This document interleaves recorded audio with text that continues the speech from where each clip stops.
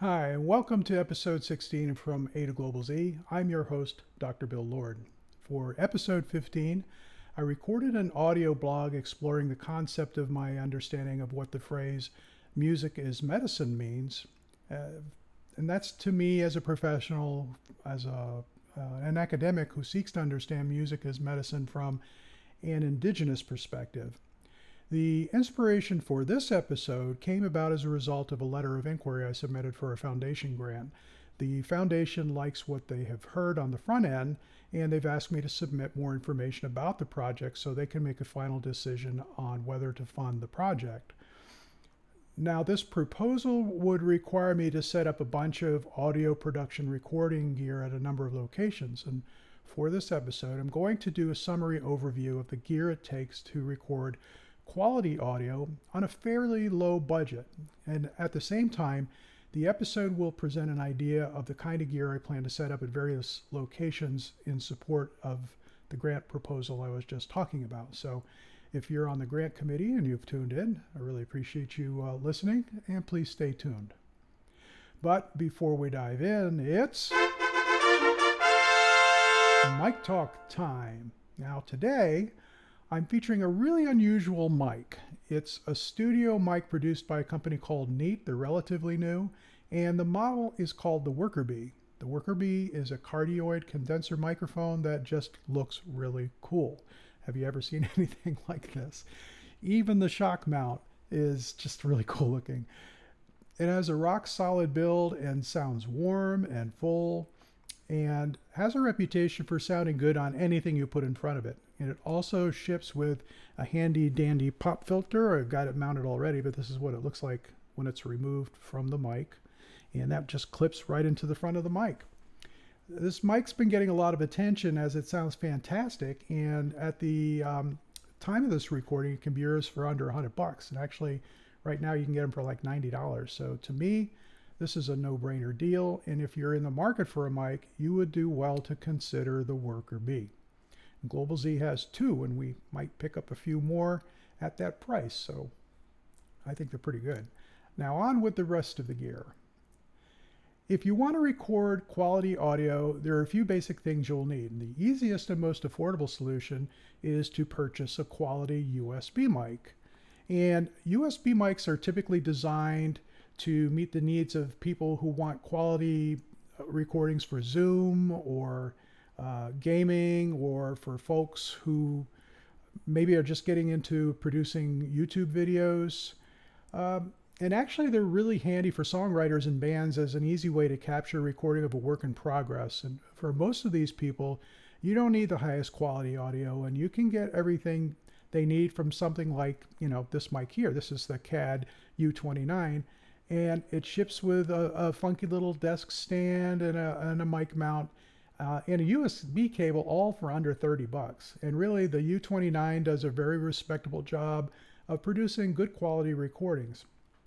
And in fact, I've recorded episode 15 from A to Global Z using this mic. So if you're interested, give a listen, and you can hear what you're going to get for $30. There are a few USB mics coming on the market that may have the ability to challenge the typically higher quality XLR mics. I say they may challenge them as I have not conducted extensive tests, but in general, if you want to record commercial quality audio, it will cost you more money than a USB mic, and you'll need a few more pieces of equipment as well. So we're going to take a look at the physical difference between the USB mic and the XLR mic. Mics themselves may have no switches or knobs on them whatsoever, like this U29. You can see it just doesn't have anything, it's just plain. Or it may a handful of doodads. And the main physical difference is how the microphone transmits the electrical signal from the mic to the computer. The USB mic takes an electrical signal and actually converts it to a digital signal inside the microphone, and then transmits it via a standard USB cable directly into the computer. It's remarkably convenient and easy to use, and usually very affordable. XLR mics require power that is commonly delivered through a cable which connects to an audio interface, or a box that sits between the mic and the computer.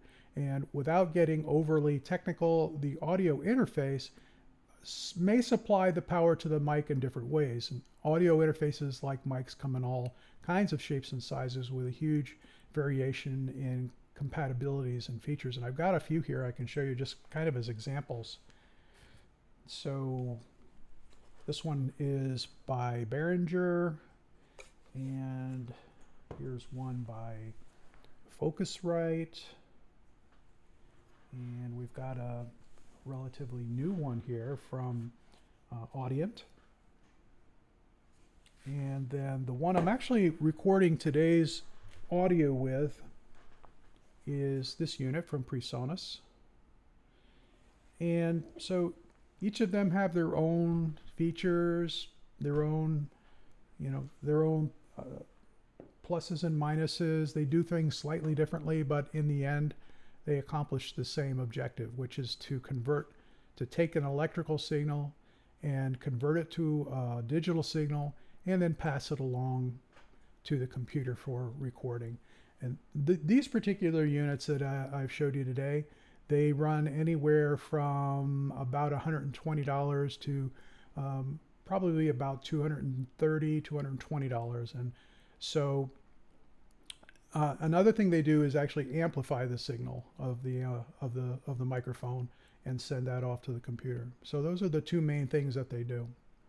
So when we do set up one of our small audio production jobs, typically the stuff that we will use, the gear that we will use, includes an XLR mic with a mic clip and a shock mount. And so let me go ahead and show you again. This is the worker bee. So this would be the mic itself, and you can see that it plugs in here. The XLR cable plugs into the bottom, and then a lot of times you'll use a shock mount. So this is what the microphone sits in, and the shock mount is used to, if something bumps a mic stand or a table, it doesn't transmit that bump or limits the transmission of the bump sound through the microphone into the audio recording. And then something called a pop filter. So if a lot of times if you don't use a pop filter and you speak into the mic and you do P's, B's, T's, I'm not sure if we're getting plosives here or not, but a lot of times if you don't have a quality pop filter attached to the front, you will hear kind of an explosive sound. Now this is an unusual pop filter. It's made specifically to clip directly to the front of the worker bee. And here is an example of a more standard, hold on one sec. This is what a more standard everyday pop filter will look like.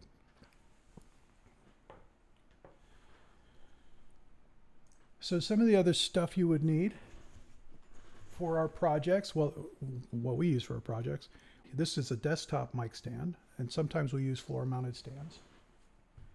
And then the cables. So this is an XLR cable, and you can see the XLR connectors. They're 3-pin connections